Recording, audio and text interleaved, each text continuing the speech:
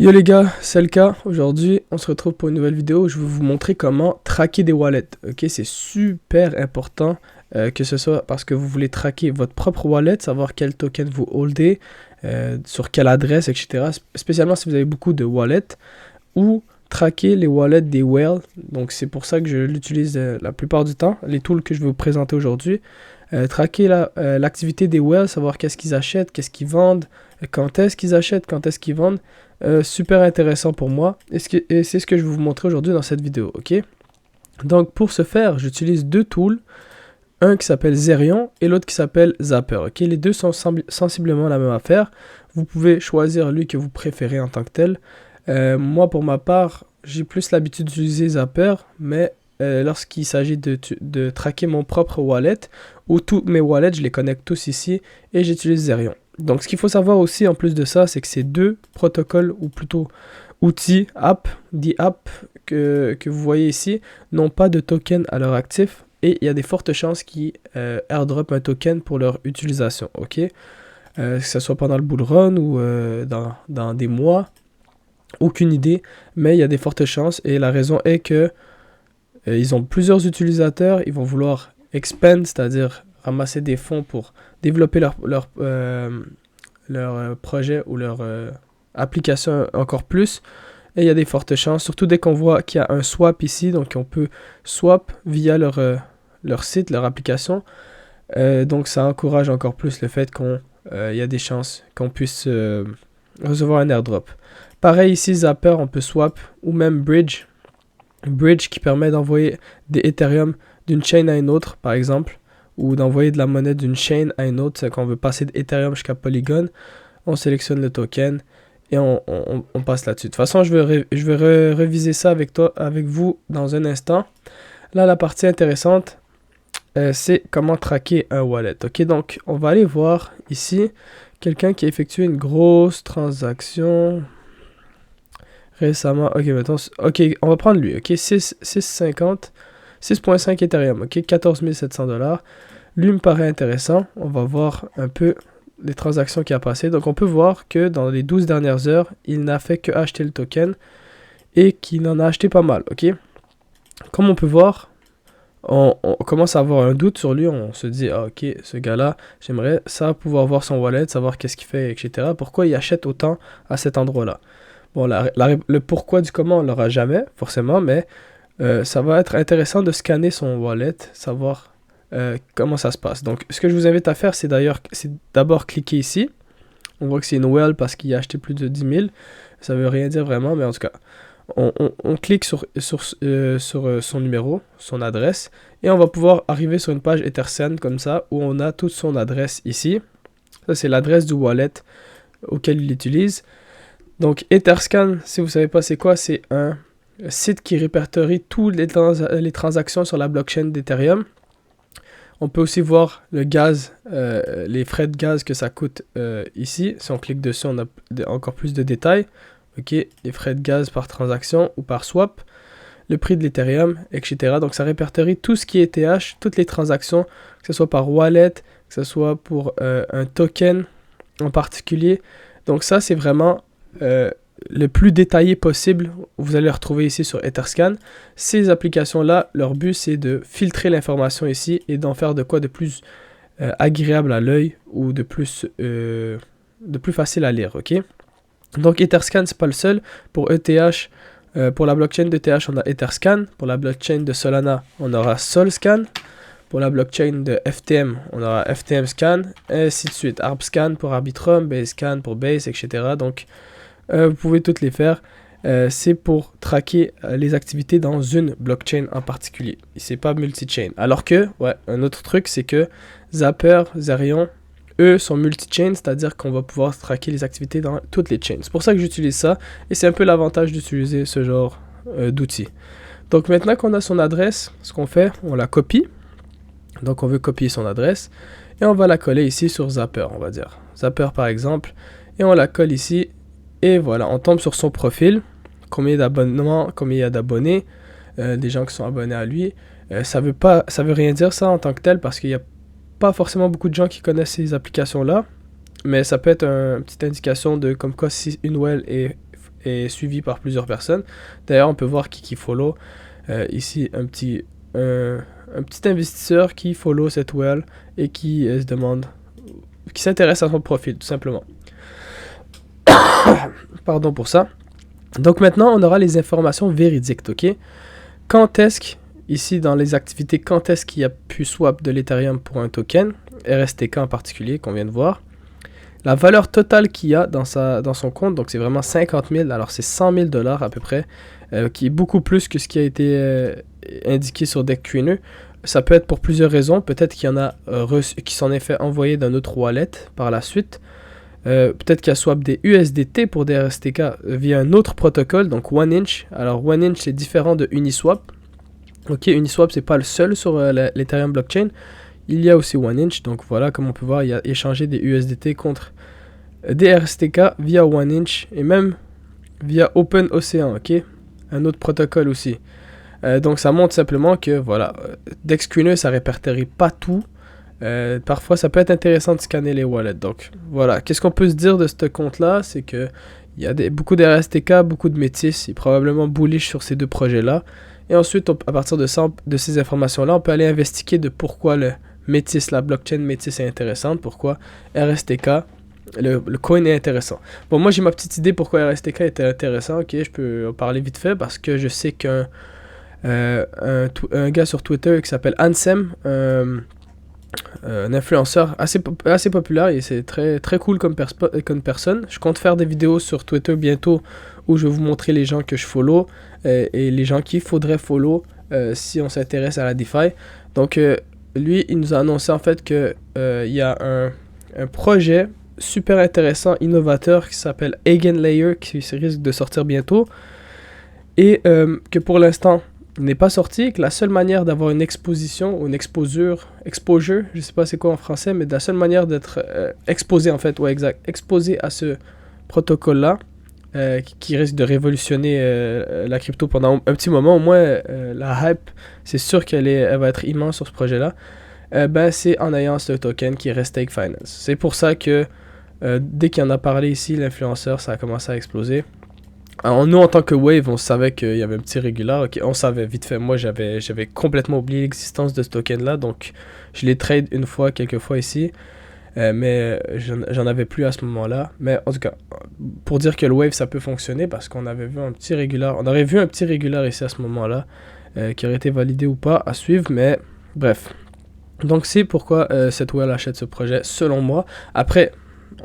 je ne peux pas savoir je peux pas lire dans ses pensées simplement en voyant son wallet, mais c'est comme ça qu'on peut faire pour traquer les wallets. Ok, ensuite on peut aller voir portfolio, avoir une image détaillée, c'est-à-dire du portfolio en pourcentage, etc. On peut aussi, je vous invite aussi à faire dans Overview, de voir dès qu'il reçoit des Ethereum d'un autre wallet, ok, de cliquer sur ce wallet aussi. Parce que ça peut être aussi son wallet. En fait, c'est très fortement probablement son wallet. Ou le wallet à un de ses potes, etc. Donc, chaque wallet qui se distribue de l'argent, là, je vous invite à cliquer. Donc là, j'ai cliqué sur lui. Lui a 5,23 millions. Lui, 5... Ok, attends. Là, il y a peut-être un truc, là. Il a reçu 0.00043 Ethereum de ce wallet là. Ok, c'est pas lui. C'est pas lui que je voulais checker.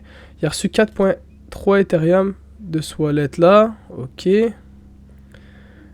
Et il a reçu 10 Ethereum de ce wallet là. Ok, donc bref, je sais pas c'est où j'ai cliqué pour voir qu'il a reçu que le gars il avait 4 millions dans son compte, mais bref.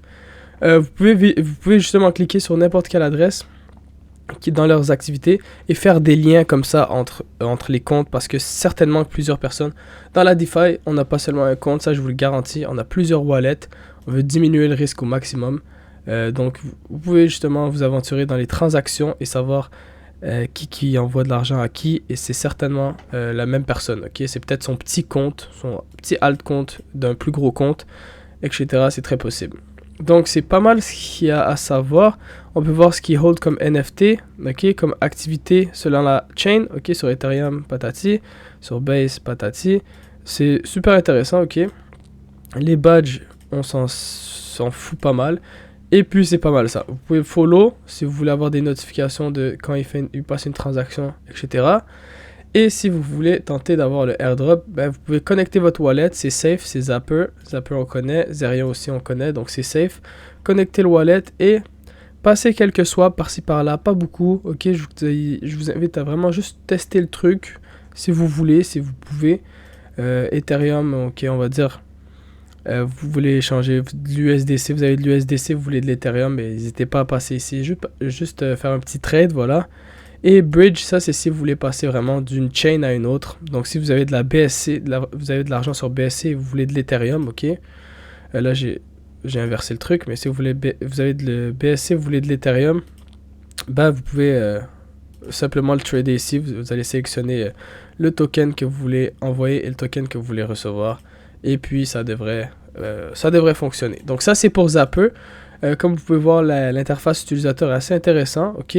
Ce que je voudrais ajouter par rapport à ce site-là, c'est que vous pouvez aussi voir directement un token, ok. Exemple, je parle de Lolas, token par rapport à l'intelligence artificielle, ok. J'aimerais savoir directement les stats du token. On peut voir ici les plus gros achats en 24 heures, comme lui il a mis 100 ETH il y a 3 heures, les plus grosses ventes en 24 heures. Mais surtout, ok, partie la plus intéressante, là on peut voir aussi il y a des statistiques sur l'achat à la vente, c'est intéressant. Mais la partie la plus intéressante, c'est tous les owners, ok, qui possède ce token. Donc si les premiers, ça va être forcément des contrats, ok, s'il y a une petite affiche ici, ça veut dire que c'est des contrats. Et si c'est des contrats, c'est forcément des pools, des exchanges, etc., etc. Donc il ne faut pas compter les portefeuilles qu'ils ont cet argent-là parce qu'ils n'ont pas véritablement. Okay? C'est des contrats ou des exchanges. La seule manière qu'un contrat ou un exchange se fasse piquer ces tokens, c'est par un hack ou un exploit, mais ça arrive pas vraiment, très rarement en tout cas, dans ces circonstances-là. Donc, on peut passer directement à ceux qui n'ont pas de contrat. On va voir lui par exemple, qui lui est un investisseur sur Olas probablement depuis ses débuts. Ok, donc il tient de Olas, il tient du RVST, pardon. Après, on peut s'intéresser à ce token-là en se disant, ok, si le gars il est millionnaire de Olas, pourquoi il garderait ce token-là, RVST? Donc, on va faire des recherches après sur Twitter en fonction de ça, et ainsi de suite. Ok, c'est comme ça qu'on plonge dans la DeFi en fait. C'est comme ça qu'on s'intéresse de plus en plus au projet. C'est comme ça qu'on trouve les pépites, ok? Donc, pareil ici. Pourquoi il tient Elo? Qu'est-ce que Elo? Elo, j'ai déjà fait des recherches dessus. C'est Elozis, je crois. Et c'est une blockchain en tant que telle qui est censée révolutionner sur certains aspects, mais je suis pas certain. Ok, mais bref. Pourquoi il y en a? Je sais pas. Peu importe. Mais c'est comme ça. Bref, c'est comme ça que ça peut être intéressant aussi, cet aspect-là. Donc, encore une fois, on rentre le coin, hein, même si vous voulez regarder le Bitcoin, hein. Bon, le Bitcoin, j'abuse un peu là. Il y a plus des rapid Bitcoin. Normalement, on devrait pouvoir le voir. Je suis étonné. Là, il y a le Bitcoin sur Avalanche. Mais ouais, peu important. Je vais essayer de voir l'Ethereum, voir. Désolé, j'ai pas l'habitude de googler les petits coins comme ça. Bon, Ethereum, ouais. Lui, il a. Bitcoin, je suis pas certain pourquoi il a pas. Peut-être parce qu'il n'y a pas la chain Bitcoin en tant que telle. Il y a que les chains. Il y a pas cette chain là, mais il y a les autres. Ça peut peut-être être la raison, mais bref, pareil. Ici, on n'a pas accès au owner, mais bref. Donc, c'est comme ça. C'est ça qui est intéressant. La petite page ici pour savoir les tokens en ce moment qui font du volume et tout, les NFT, etc. C'est assez intéressant. Maintenant, on va passer à Zerion.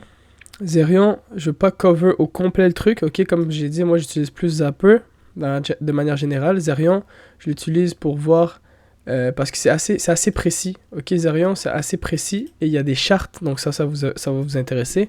Encore une fois, je copie l'adresse et je la colle ici. Et là, on peut voir ce que le portefeuille a fait en termes de performance depuis les débuts en fait. Là, ce qu'on peut voir, c'est que bon, il a monté tranquillement.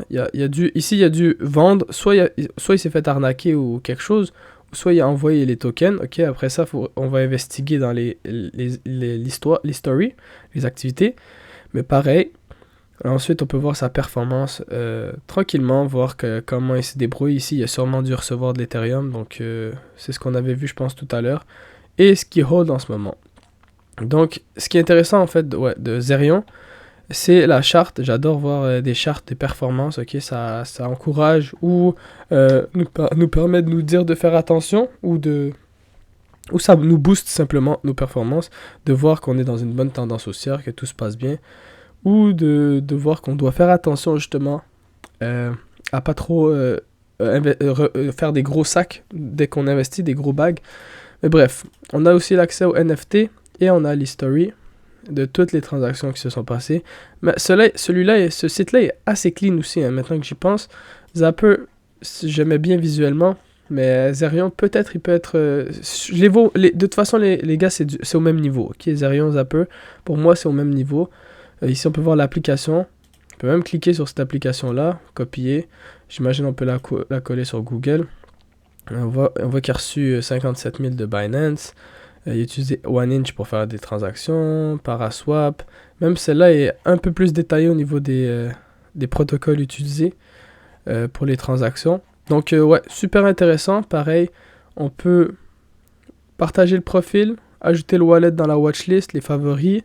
Et comme je vous ai dit, vu qu'il risque d'avoir peut-être un airdrop dans le futur sur l'application Zerion, pour évoluer le projet, pour ramasser de l'argent pour mener à bien le projet, évoluer, etc. Scale. Donc, on peut faire des swaps ici, Ethereum à USDC, en connectant le wallet, bien évidemment, et en faisant des swaps, on peut potentiellement participer à des airdrops, ok? Au airdrop de Zerion. Et pareil pour Zapper. Donc, c'est pas mal ce que j'utilise pour traquer le wallet. J'utilise Etherscan aussi, bien évidemment. Comme je vous ai dit, tout ça, c'est des forks, c'est-à-dire c'est des dérivés d'Etherscan. Etherscan étant, lui, le plus complexe, le plus complet aussi.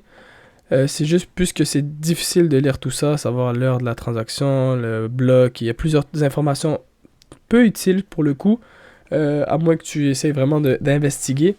C'est mieux d'utiliser ces deux applications-là. Donc, si vous vous souvenez bien ce que j'ai montré sur Zapper, dès qu'on va voir un token, par exemple Grand Base, on veut voir les owners, ok? Ben, tout ça, il y a ça sur Etherscan. Hein, si je veux mettre, on va dire Solidly, ok, un projet que j'ai vu récemment. Si on veut voir Solidly, on va voir les holders, on va toutes les retrouver ici. Hein. C'est juste que c'est difficile à lire, donc c'est d'où le pourquoi Zapper et Zerion existent, ok? Donc j'espère que vous avez kiffé cette vidéo. La prochaine sera sans doute par rapport à qui je follow sur Twitter, les gens intéressants à follow du côté anglophone et aussi un peu du côté francophone. Je dois un peu éplucher mes recherches par rapport à ça pour être sûr de vous faire une vidéo qui fait du sens, qui va vous intéresser. Et aussi, prochaine vidéo que je vais faire par rapport au projet que je surveille, qu'est-ce que je trouve intéressant en ce moment, que ce soit, peu importe la blockchain, ok, qu'est-ce que je trouve intéressant, et aussi un tool qui va vous permettre de savoir quelle blockchain, potentiellement quelle blockchain va être plus intéressant à utiliser, quel réseau, network va être plus intéressant à utiliser dans les jours à venir. Parce que, comme on sait, dans la DeFi, l'argent circule beaucoup, et l'argent qui était autrefois sur Ethereum pendant l'été, un peu avant octobre, septembre, novembre, elle a coulé jusqu'à Solana, donc l'argent s'est retrouvé sur Solana en grande partie, un peu sur d'autres réseaux, hein, mais surtout sur Solana. Et sachez vraiment que cet argent sur Solana va couler et va se rendre potentiellement à Ethereum encore, ou même à d'autres réseaux à nouveau, ok? Quand je dis argent va se rendre dans ces réseaux-là, c'est qu'il y aura beaucoup de volume dans ces réseaux, donc des coins qui vont faire des grosses performances, et de la volatilité, etc., etc., donc c'est ça qui nous intéresse un peu, si on veut se positionner dans des bons coins, savoir quel réseau risque d'être achalandé dans les prochains jours et se positionner en avance sur ces réseaux-là. Donc j'ai un tool pour ça, un truc qui peut nous aider, je vais en parler dans les prochaines vidéos, en plus de faire une vidéo par rapport à toutes les différents réseaux et l'utilité de chacun d'entre eux, les avantages, et